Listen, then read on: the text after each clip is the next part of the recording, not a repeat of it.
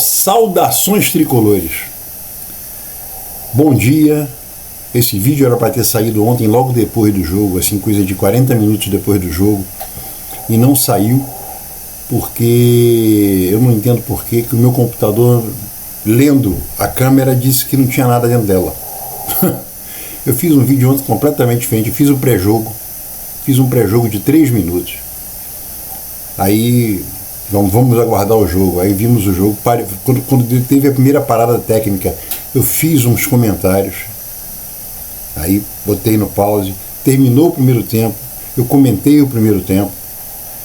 Aí recomeçou o jogo. Aí quando teve a parada técnica, eu fiz comentários. Pausei de novo a câmera.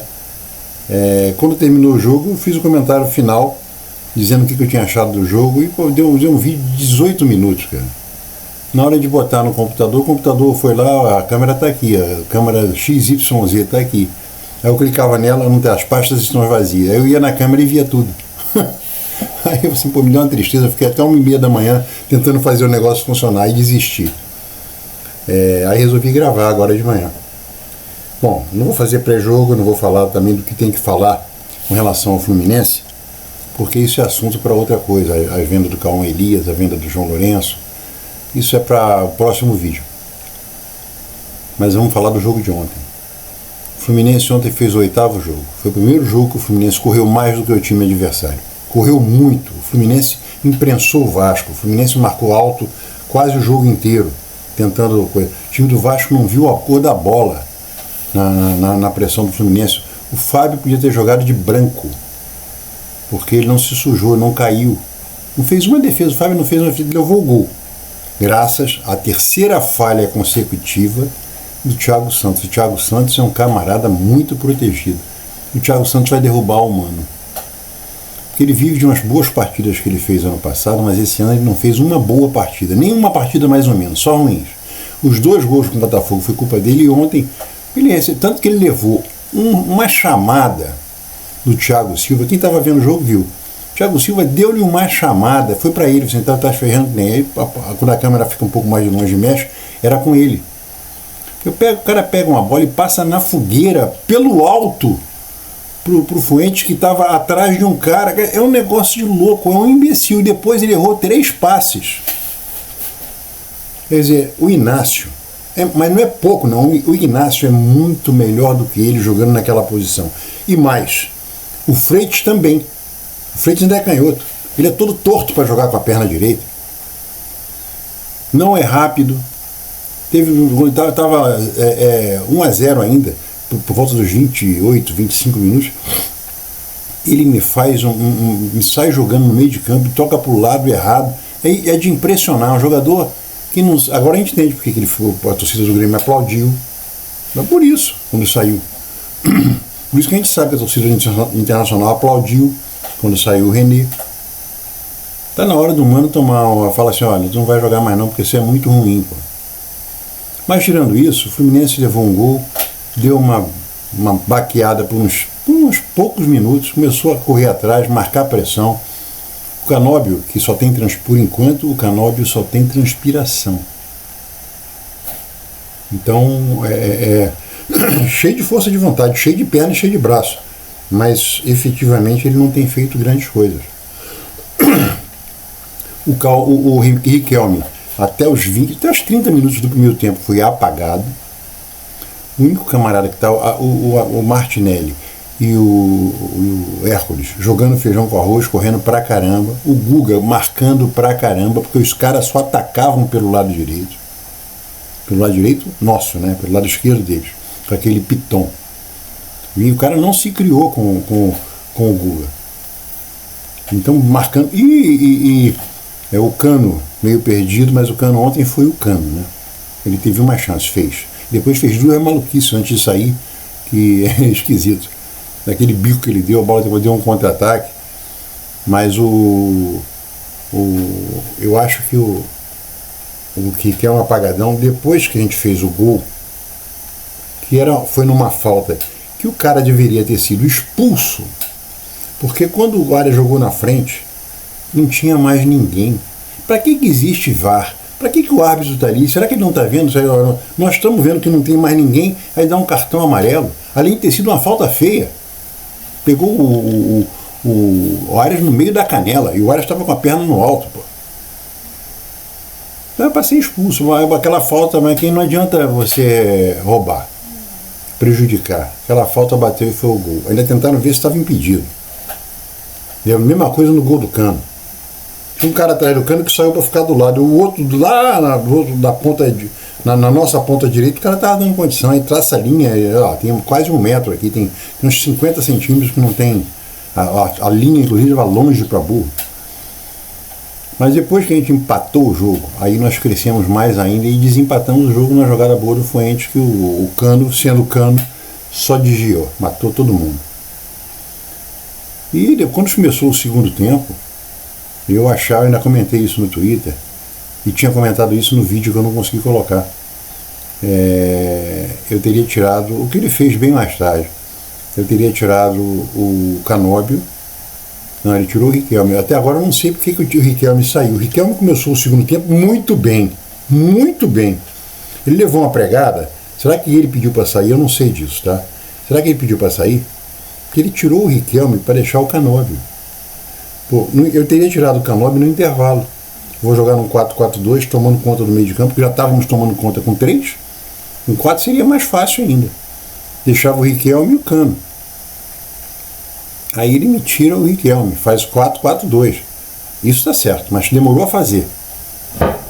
E o Lima entrou de uma maneira sem aparecer muito, sem grandes coisas, né? Nem chutar ele chutou. Mas compôs ali o meio de campo. E o Fluminense teve mais chance do que o Vasco. O Vasco ainda veio por uma pressão completamente desordenada ali por volta dos 35 minutos. Entre 30 e 35 minutos a bola só ficava no nosso campo, porque a gente não estava conseguindo organizar 2 passes. Porque se conseguisse organizar, ou ia ter realmente um cara expulso, que a defesa dele estava toda pendurada, tanto que o tal depois o Hugo Moura saiu, ou a gente ia fazer outro gol. Porque era 1 contra 1, é que nós não acertamos nenhum contra-ataque. Nós acertamos um, que o Serna puxou bem pra caramba, chegou na lateral da grande área, ele parou e rolou do outro lado pro Arias. O Arias rolou pro Bernal, que entrou. O Bernal ontem não teve uma única falha. Todas as bolas que ele disputou, ele acertou. Todos os passos que ele tentou passar longo, ele acertou. A única coisa que ele não acertou, também se ele tivesse acertado, o goleiro pegava. Foi aquele chute que a bola passou a 2 dedos da trave. Mas o Léo Jardim pegaria. Ia tocar nela para lá ir para escanteio. Então o Fluminense ontem, o Fábio, não tem o que se falar, nota 5, porque ele não trabalhou e não falhou. O Guga muito bem, se apresentando na frente. O Guga eu prefiro muito mais o Guga do que o Samuel Xavier. Foi bem ontem, daria nota 7 para ele. Thiago Silva, nota 7. O pior em campo, Thiago Santos, nota 4. Fuentes, nota 6. Hércules e Martinelli, nota 6,5. Riquelme, nota 6 pelo início do segundo tempo. Cano, nota 7 pelo gol. Depois ele fez 2 maluquices antes de sair, pô, ele pegou uma bola e deu um bico para longe, assim, a bola explodiu no cara e foi pro nosso campo, em direção ao nosso gol. Canóbio, vou dar 6,5 pelo esforço, mas ele pega a bola, prende e perde a bola. Ele passa por um, aí passa por um na força, não é driblando, não. Aí nego toma. Teve uma hora que o Fuentes reclamou com ele, assim, porra, cara, toca a bola. E por último, quem entrou? Bernal entrou bem, o Lima entrou nota 5, 6, Bernal diria nota 6,5, 7. Igual ao Martinelli e ao Hércules. Paulo Baia nem tocou na bola. Então eu daria agora nota 9 para ele. Arias. O Arias fez tudo ontem. Jogou na defesa, no meio de campo, no ataque, na direita, na esquerda. Foi espetom, apanhou pra caramba. Essa é a diferença do Arias pro Riquelme que eu falo. Eles jogam na mesma posição no ataque. O Riquelme pode jogar na esquerda, é claro, ele é canhoto, pô. E jogar na direita, só que o Riquelme, e assim como o Arias, sabe usar o pé direito, que não é o pé forte dele. Mas o Arias ele é um cara troncudo, musculoso, atarracado. Para derrubar o cara é difícil. E quando ele marca a pressão, normalmente ele toca na bola.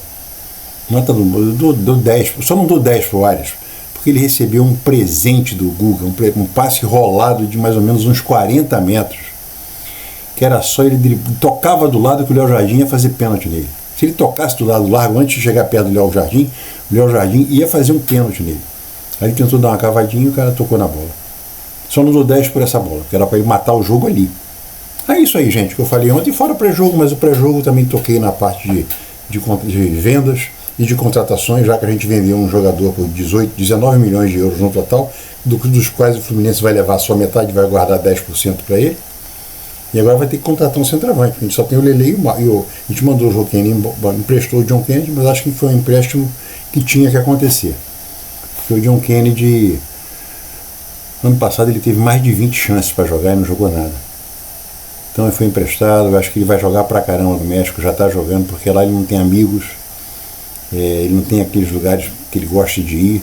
Até ele começar a conhecer os amigos dele do México e começar a ir para aqueles lugares que ele gosta, boates, essas coisas, vai demorar, então ele vai jogar pra caramba. Depois ele vai cair, porque ele vai cair na gandaia, que ele adora. E perdemos também o Cauã, que era uma venda. O Cauã em setembro estava avaliado pelo Transfermarkt em 30 milhões de euros. Setembro. 6 meses atrás. Agora a gente tem nem 6 meses. Nós vendemos por 19 milhões de euros, incluindo bônus, incluindo tudo, e o Fluminense vai ficar com 70 milhões de reais, desses 118. Então, e o Fluminense fala que vai contratar não sei o quê, não pagou o Lelê, e agora saiu que ele não pagou o Nino ainda. Ele já recebeu todo o dinheiro do Nino e só pagou 2 milhões de 8 milhões que ele tem que pagar. O Nino completou um ano que ele foi embora. Quer dizer, esse é o time que está, esse é o clube que está totalmente acertado. Só os youtubers pagos pelo Mário que falam asneira dessa. Mas isso é papo para depois. Falou, gente? Saudações tricolores, uma boa quinta-feira, uma boa sexta-feira e domingo é Fla-Flu. Se nós passarmos pelo Flamengo, o Fluminense vai terminar de 5, com grande chance de se classificar. Porque o Vasco perdeu ontem, o Vasco está numa situação estranha. Porque o Vasco tem 2 clássicos ainda, Botafogo e Flamengo. Eu não sei qual é o outro jogo do Vasco. Botafogo tem 2 clássicos ainda. Botafogo e Vasco. Flamengo e Vasco. E o Flamengo tem 2 clássicos ainda. No Flamengo tem 3 clássicos. Botafogo, Fluminense e Vasco. Mas o Flamengo está classificado. Flamengo e Volta Redonda já estão classificados.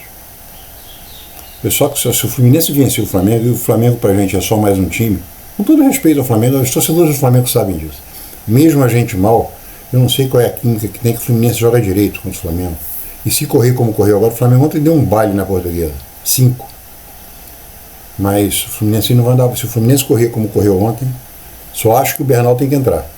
Porque o meio de campo do Flamengo é um meio de campo muito habilidoso em relação ao que existe por aí, no Brasil. Então a gente tem que ter um cara fechar o meio de campo. Eu entraria no 4-4-2, com na frente Riquelme e Canome no banco. Falou? Se inscrevam no canal, dá uma força pro canal, cara. Não custa nada dar uma força pro canal. É só se inscrever e dar um like. Falou? Saudações tricolores.